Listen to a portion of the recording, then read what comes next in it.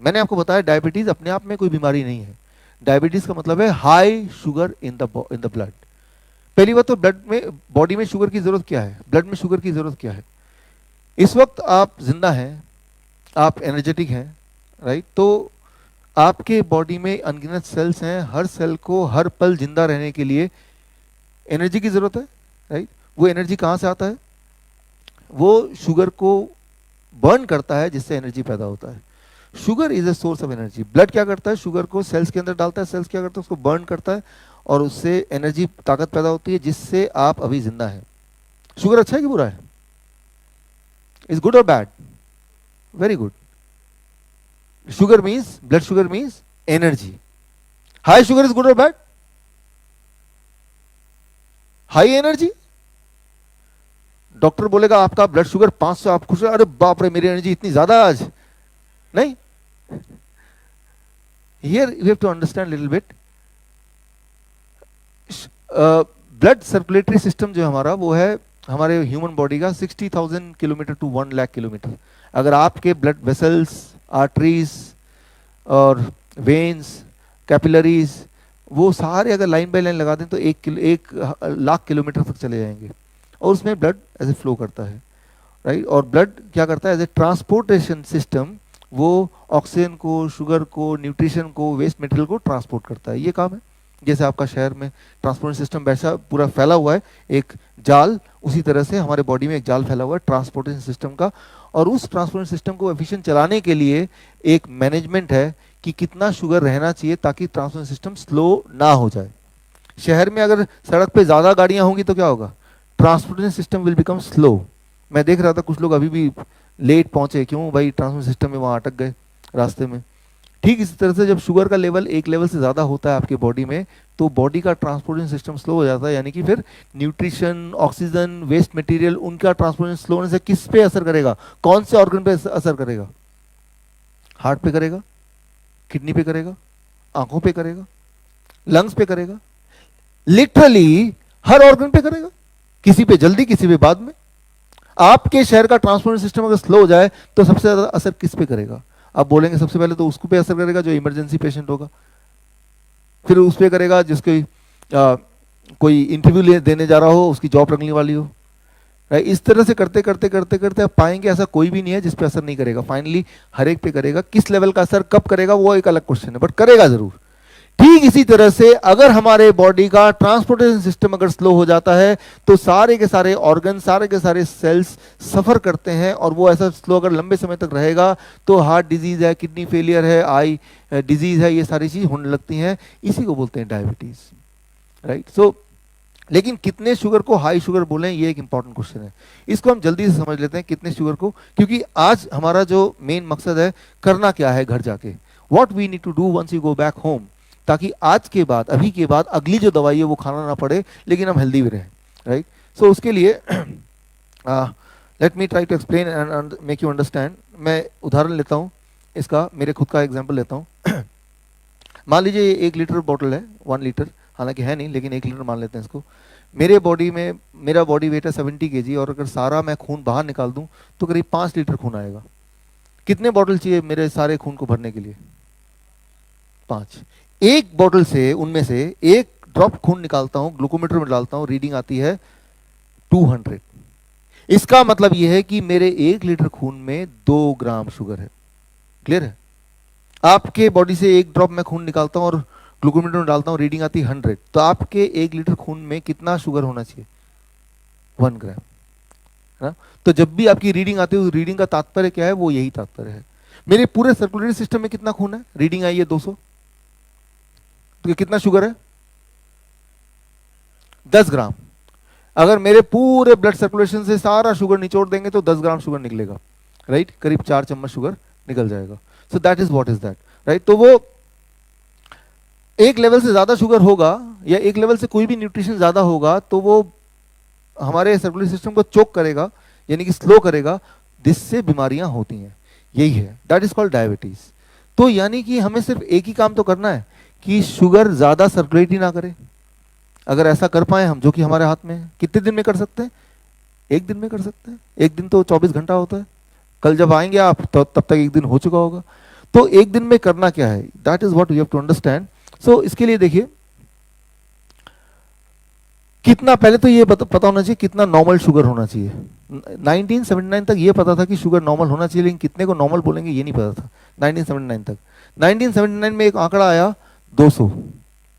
200 का मतलब कितना हुआ, 1 लीटर बोतल में कितना शुगर, 2 ग्राम। 2 ग्राम शुगर को नॉर्मल बोला जाने लगा। इससे क्योंकि ये देखा गया कि पूरी दुनिया में जिनके 2 ग्राम से ज्यादा शुगर रहता है per litre, they are the one those who are more sick. तो ये आंकड़ा आया। लेकिन ये 1997 में एक और आंकड़ा आया WHO का, ADA का, 126 फास्टिंग ब्लड शुगर। फिर एक और आंकड़ा आया 100 प्री डायबिटीज 2003 में। फिर 2010 में एक की जगह 3-4 आंकड़े जुड़ गए कि पहले फास्टिंग टेस्ट कराओ, फिर पोस्टप्रांडल टेस्ट कराओ, फिर OGTT कराओ, फिर HbA1c कराओ।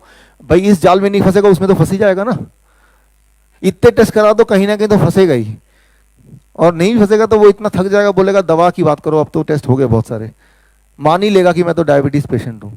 आप देखते जाइए आज की तारीख में इतने सारे टेस्ट हो गए हैं, राइट। तो 2010 में 10 से लेके अभी 2018 आ गया। अभी डॉक्टर के पास जाएंगे तो वो HbA1c 5.6 होना चाहिए, या फास्टिंग 100 से ऊपर नीचे होना चाहिए, पोस्ट पैंडल 140 होना चाहिए। ये प्रेजेंट आंकड़े हैं, राइट, जिसे हम बोलते हैं प्री डायबिटीज, राइट। इसका मतलब ये है कि इससे कम है तो ठीक है, नहीं तो इससे ज्यादा है तो pre diabetes, right. So normally medical science में एक नई चीज आई है कि इंसान हेल्दी नहीं है, या तो डायबिटीज है तो दवा दो, या प्री डायबिटीज है, होने वाला है। प्री डायबिटीज का मतलब क्या है कि डायबिटीज होने वाला है। हाइपरटेंशन, प्री हाइपरटेंशन, हाइपरटेंशन तो दबा लो, प्री हाइपरटेंशन होने वाला तो भी दबा लो। यानी कि हेल्दी इंसान नहीं बचा, या तो बीमार हैं आप तो दबा लो, या बीमार होने वाले हैं तो भी दबा लो, right. So that is what is the truth. So अब ये जो आंकड़ा है, जो प्रेजेंट वाला आंकड़ा है, ये आंकड़ा कहां से आया? ये कभी आपने डॉक्टर से पूछा आपने कि आप जो बता रहे हैं आया कहां से? ये मेडिकल कॉलेज में, यहाँ नहीं, यहाँ तो नेचुरल मेडिकल कॉलेज है, कोई भी बड़े मेडिकल कॉलेज में इस तरह से एक सिखाने का लर्निंग पार्ट होता है कि आप पेशेंट को ऐसे देखो कि आपसे सवाल ना करे वो। इतना ऐसे घूर के देखें आपने कभी किसी भी, आपने में से किसी ने भी किसी डॉक्टर से कभी सवाल पूछा? वो देखने का अंदाज ही ऐसा होगा कि आप सवाल ही नहीं पूछेंगे। You are not allowed to ask, right, कि आप यू हैव टू फॉलो, क्योंकि सवाल पूछेंगे तो जवाब तो है ही नहीं कोई। एक सवाल पूछ के देखिए भाई, ये आंकड़े जो हैं आए कहाँ से? पहली बात तो कोई पूछेगा नहीं, अगर पूछ ही लेंगे तो वो जवाब देंगे नहीं, और जवाब दे भी देंगे तो जवाब आएगा ADA, अमेरिकन डायबिटीज एसोसिएशन ने ये आंकड़े भेजे हैं हमें। तो हमारे यहाँ पे इंडियन मेडिकल एसोसिएशन है, वो जो फॉलो करता है अमेरिकन डायबिटीज एसोसिएशन को। अमेरिकन डायबिटीज एसोसिएशन से अगर पूछें कि आपको ये आंकड़े कहाँ से मिले कि इस आंकड़े के जो ज़्यादा है नंबर उसको डायबिटीज़ बोलेंगे, उनको दवा देंगे, मेडिसिन उनको खाना पड़ेगा, आपको ये लग रहा होगा कि हज़ारों तरह के उन्होंने टेस्ट किए होंगे, हज़ारों साइंटिस्ट मिलके कई कई साल तक उन्होंने एक्सपेरिमेंट किए होंगे, मिलियंस ऑफ डॉलर खर्च किए होंगे, तब जाके आए। ट्रुथ ये है, वो उन्होंने उसका जवाब दिया अपने ही मेडिकल जर्नल में।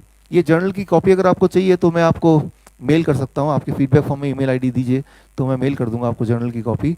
उनका जवाब था सिंपल भाषा में कि हमें ऐसा लगा कि ये आंकड़े इंसान के लिए ठीक होंगे, और अगर ये ठीक नहीं होते तो दोबारा बदल देंगे। सोचिए, आपने मान लिया भगवान का दिया हुआ एक नंबर, एक आंकड़ा, उसको लेके पकड़ के बैठ गए, उसके हिसाब से सारी जिंदगी बदल दी, दवाइयां खा रहे हैं। बट ट्रुथ ये है कि उनको ऐसा लगा, कोई एविडेंस नहीं है, there is no evidence to prove it, कि एविडेंस दिखाओ, प्रूफ दिखाओ, आपके जो ट्रायल्स है वो दिखाओ, नहीं है, नथिंग, राइट। सो मैं आपको छोटा सा एग्जांपल देखिए, इसको खत्म करते हैं फिर आते हैं सॉल्यूशन पे। एक एग्जांपल ताकि आप कन्विंस हो कि ये वाकई में ऐसा है। फास्टिंग ब्लड शुगर सुबह वाला और पोस्ट पैंडल ब्लड शुगर जो पूरे दिन में रहता है, कौन सा ज्यादा होता है नॉर्मली? पहला या दूसरा? ज्यादा दूसरा, फास्टिंग और पोस्ट पैंडल, राइट। तो ऐसा है कि फास्टिंग वाला होता है जो पूरे रात भर आपने कुछ खाना खाया नहीं और सुबह का आपने ब्लड शुगर लिया, that called fasting blood sugar. Expectedly, as per your knowledge, fasting should be less, isn't it? Expectedly. मेरे पास बहुत सारे पेशेंट आते हैं, डॉक्टर साहब रात को हमने चेक किया था, ब्लड शुगर था 200 सोने से पहले, सुबह चेक किया तो वो 250। मैंने कहा आधी रात को कुछ खा लिया होगा भाई, तो बढ़ गया। नहीं डॉक्टर साहब मैं मजाक के मूड में नहीं हूँ, और ऐसा रोज होता है, और मैं तो घबरा गया पूरी रात भर, क्या होता है कि सुबह शुगर बढ़ जाता है उल्टा, तो ये तो कोई बीमारी है। अब इसको जरा अंडरस्टैंड कीजिए कि रात भर आपने खाया नहीं तो ब्लड के अंदर शुगर है वही वाला है जो रात को आपने खाना लास्ट खाया होगा, वो शुगर सर्कुलेट कर रहा है। आप सो रहे हैं, काम नहीं कर रहे हैं, लेकिन आपकी बॉडी के सेल्स को अभी भी एनर्जी चाहिए, तो बॉडी के सेल्स जो ब्लड में रिमेनिंग शुगर है वो खींच के निकालती जा रही है, शुगर लेवल ब्लड में कम होता जा रहा है और आपकी रात बीतती जा रही है। तो सुबह जो expected sugar amount blood sugar है वो कम होना चाहिए कि ज़्यादा होना चाहिए? जबकि असलियत यह है कि हज़ारों लोगों का, करीब 55% पॉपुलेशन का, वर्ल्ड पॉपुलेशन, मतलब आधे ज़्यादा लोगों का सुबह वाली शुगर बढ़ी हुई आती है इन कंपैरिजन टू पिछले रात की जो शुगर थी। कारण ये कि रात भर में शुगर कम होती जा रही, कम होती जा रही, कम होती जा रही। करीब 4 बजे फॉर एग्जाम्पल ब्रेन देखता है कि शुगर काफ़ी कम हो गई, अब तो 50 तक पहुंच गई है, और कम होगा तो आप मर जाएंगे। तो ब्रेन तब लिवर को बोलता है कि भाई ऐसा करो, लिवर में स्टोर शुगर होता है, आपको पता है, कि थोड़ा शुगर उधार दे दो, ब्लड में डाल दो, ताकि जब आप उठें तो आप एनर्जेटिक फील करें, और जब तक आपने ब्रेकफास्ट ना किया हो तब तक उस शुगर से आपका बॉडी काम कर पाए। इसे कहते हैं डॉन फिनोमिना। डॉन फिनोमिना कोई बीमारी का नाम नहीं है, it is not a name of any disease, right. Dawn phenomena मतलब ब्रेन ने डिसाइड किया कि आपके उठने से 1 घंटे पहले वो लिवर से बोल के कुछ शुगर ब्लड में डालेगा, ताकि जब आप उठें आप एनर्जेटिक फील करें, ना कि एग्जॉस्टिव फील करें। तो ये ब्रेन ने हेल्प किया, आपकी बॉडी ने आपको हेल्प किया आपके दिनचर्या को ठीक से करने में। तो ये कोई बीमारी नहीं है, लेकिन इसी को हम बीमारी मान लें और दवा लेने लगे तो ये एक डिजास्टर है, राइट। तो यानी कि एक ड्राइवर गाड़ी चला रहा है जो कि एक्सपर्ट ड्राइवर है, आप पीछे पैसेंजर हैं, आपको कुछ पता ही नहीं है, अचानक आप ड्राइवर का गला पकड़ लेते, ला मैं थोड़ा स्टीयरिंग मैं भी चला लूं, राइट। तो वो गाड़ी का क्या होगा आप जानते ही हैं, राइट।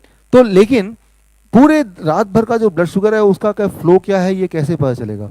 उसके लिए मैं एक्सपेरिमेंट कर सकता हूं। मेरे पास एक टूल है, ये मैं, जय जी आप आएंगे स्टेज पे? आप इंसुलिन डिपेंडेंट हैं ऐसा मुझे आपने भी बताया और डॉक्टर गुलाब ने भी बताया।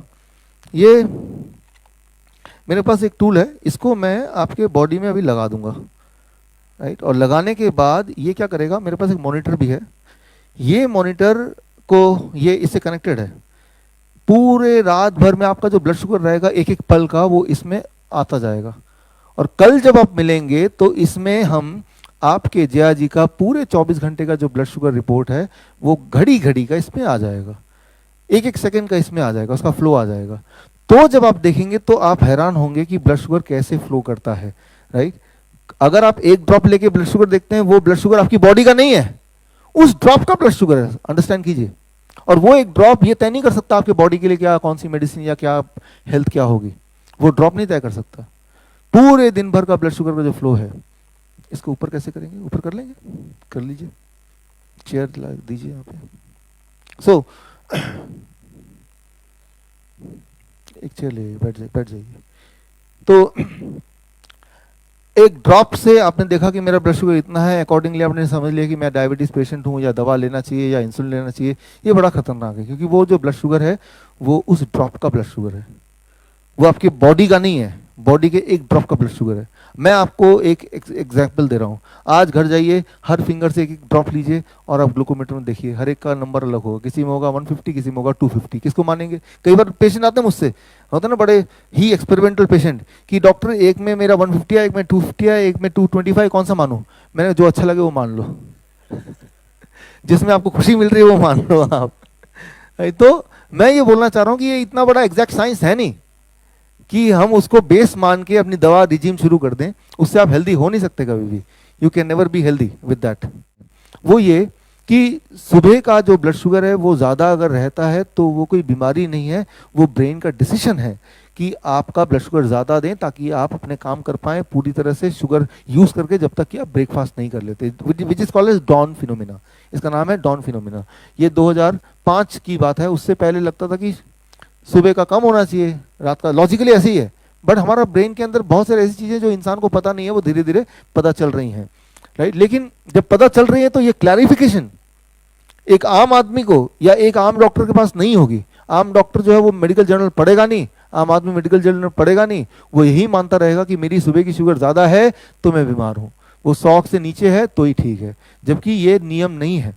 शुगर सुबह का ज़्यादा हो सकता है, आधी दुनिया का ज़्यादा होता है। मैं पेशेंट की बात नहीं कर रहा, हेल्दी लोगों की बात कर रहा हूँ, राइट, पेशेंट हो या हेल्दी लोग हो, राइट, आधे से ज़्यादा लोगों का आपके परिवार में मान लो 10 लोग हैं, 10 लोग सुबह का शुगर और रात का शुगर मेंटेन, एक बार चेक कीजिए, 5 लोगों का सुबह का शुगर ज़्यादा मिलेगा इन कंपैरिजन टू रात वाले का। नहीं, रात का हो सकता है, नहीं सुबह का, ऐसा नहीं कि सबका ज़्यादा ही मिलेगा। हाँ, नॉर्मल मानेंगे, नॉर्मल है आपका 146 नॉर्मल है। अच्छा, कितना को एबनॉर्मल मानेंगे वो मैं अभी बताऊंगा, कितना होने से ज्यादा माने वो अभी बताऊंगा, राइट, फिलहाल ये नॉर्मल है, राइट। सो अब देखिए, ये जो फैलाई हुई बात है कि सुबह का सुबह शुगर कम होना चाहिए, ये सारा कुछ इंडिया में जो फॉलो होता है वो है एडीए। एडीए का फुल फॉर्म पता है आपको? American diabetes association. और अमेरिकन डायबिटीज एसोसिएशन कौन है? अगर आप उनके वेबसाइट में जाके देखेंगे तो they are funded by these companies. ये कंपनी कौन है? ये कंपनी वही है जो डायबिटीज की दवाइयां बनाते हैं। तो उनका एक ही गोल है, पूरी दुनिया को डायबिटीज पेशेंट में कन्वर्ट करते हैं, ओनली वन गोल, राइट। तो अगर आपको ये यकीन नहीं होता तो एक काम कीजिए, आप एडीए ने कुछ समय पहले एक किताब लॉन्च किया कि डायबिटीज पेशेंट को कैसे खाना खाना चाहिए, खास तौर पे जब वो बाहर जाएं। तो वो किताब amazon.com में मिलेगी, एडीए के अपने वेबसाइट में मिलेगी, कई जगह मिलेगी। वो किताब मैंने खरीदी है। वो किताब का पहला पन्ना ये है कि हेल्दी फास्ट फूड ईटिंग, क्या क्या खाना चाहिए। पहले पन्ने को जब खोलेंगे तो उसमें आ जाएगा एक डायबिटीज के पेशेंट को यहाँ से खाना चाहिए, बास्किन रॉबिन से खाना चाहिए, बर्गर किंग से खाना चाहिए, डोमिनोज पिज्जा से खाना चाहिए, केएफसी से खाना चाहिए और मैकडॉनल्ड में जाना चाहिए, राइट। और अब आप अंदर के चैप्टर खोलेंगे तो मैकडॉनल्ड जाएंगे तो कौन कौन सी चीजें मिलती हैं, डिशेस मिलती हैं, और सुबह कौन सी मिलती है, शाम को कौन सी मिलती है। अनबिलीवेबल, अनबिलीवेबल, आप यकीन नहीं होगा, आपको खरीदने की भी जरूरत नहीं है, क्योंकि amazon.com में जब किताब देखते हैं तो पहले कुछ पन्ने तो फ्री में भी पढ़ सकते हैं कि नहीं, राइट। तो आप देख लेंगे। तो जरा सोचिए कि अमेरिकन डायबिटीज एसोसिएशन जो इस तरह की किताब निकालती है तो उनका इंटेंशन क्या हो सकता है, ये तो क्लियर है ही, राइट। और इंडियन मेडिकल एसोसिएशन की जो बॉडी है दैट इज दे कंट्रोल की भाई डॉक्टर्स को प्रिस्क्रिप्शन कैसे देना है, क्या करना है, राइट। तो डॉक्टर की अपनी गलती नहीं है, but they are controlled by somebody else, Indian Medical Association, and they are controlled by ADA, right. So इस तरह से है, तो शुरुआत ही गलत है ना।